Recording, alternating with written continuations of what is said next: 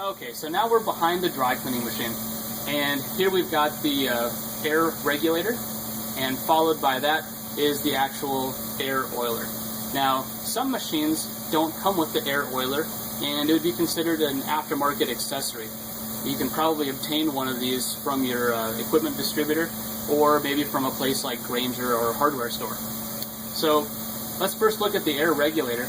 Now, the regulator can be set by popping this cap up, and then you can turn it either clockwise for more air or counterclockwise for less air, and you want to set the gauge on here to whatever your machine manufacturer recommends.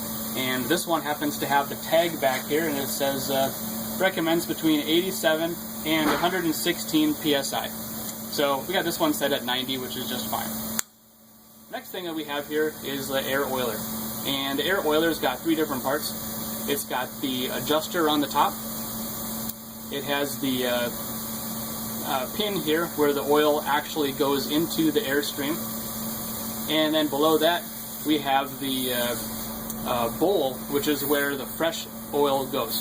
Now, when it's time to top off the air oiler, you can use the same air tool oil that you would buy at a like an auto parts store that's used to lubricate the air impact guns that are used like when you hook up to an air compressor and you can remove lug nuts and things like that. Just go to any auto parts store and ask for air tool oil, and they'll give you the right thing. So the way to adjust this is we want to see 1 drop of oil every 10 seconds go down into the square part here, which is where it mixes in with the air. And the way to adjust this is you'd have a flathead screwdriver on top. There's actually a screw in the top here. And if you look on the air oiler, it tells you that if I turn the screw counterclockwise, that I'm going to add more oil. And if I turn the screw clockwise, there's going to be less oil. So I'm going to use my watch here, and I'm going to watch for when the next drop goes. Okay. And there it goes. Okay, now I'm watching it and timing it, and I want to watch for 10 seconds before the next one comes. I can see another drop is forming.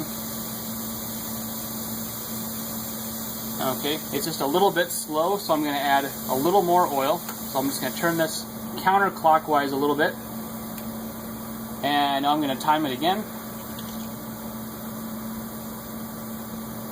Okay, that looks about right.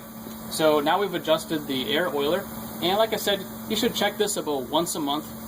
It is mechanical. It can get kind of gummed up, or there can be, just kind of dirt and debris and stuff that makes its way into here. So it's not something that you just set it once and it's going to be good forever. So be sure to check this about once a month, and you might as well check your air pressure on the actual regulator too. So now you know how to adjust the air oiler. And as always, if you have any questions, you can feel free to give us a call here at Green Earth or send us an email. We're always happy to help. Thanks a lot.